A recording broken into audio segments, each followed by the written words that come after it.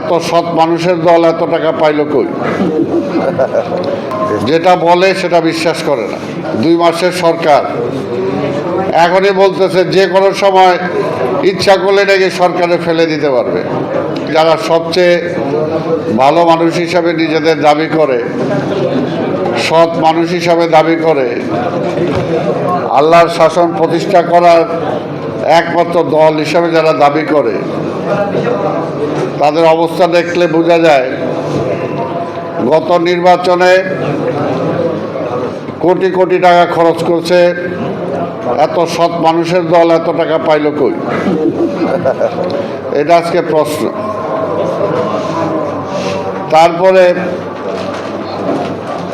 আরও তো এরকম অনেক কিছু আছেই, বলে সত্য কথা বলে কিন্তু মিথ্যার জুড়ি নাই, যেটা বলে সেটা বিশ্বাস করে না।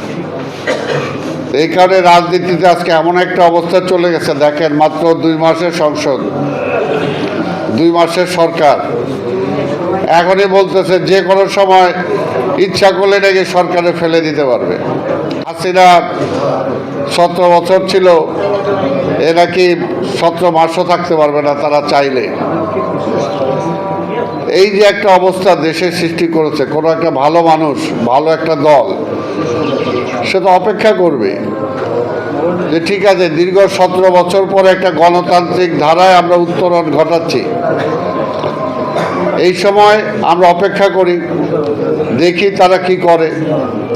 সেই সময়টা তো দিতে হবে। সরকারের কাছে আলাদিনের জাদুর চারাক নাই যে 2 মাসের মধ্যেই সব করে ফেলবে। আর তারা যদি মনে করে তাদের ইচ্ছা, তাদের ম্যানিফেস্টো এই সরকার বাস্তবায়ন করবে, তাহলে তো তারা বোকার স্বর্গে আছে। কারণ মানুষ যদি মনে করতো যে আপনারা যেটা চান ওইটা বাস্তবায়ন করতে হবে, তাহলে তো মানুষ আপনারাই ভোট দিত। তাহলে আর তারেক রহমানের ভোট দিল কেন?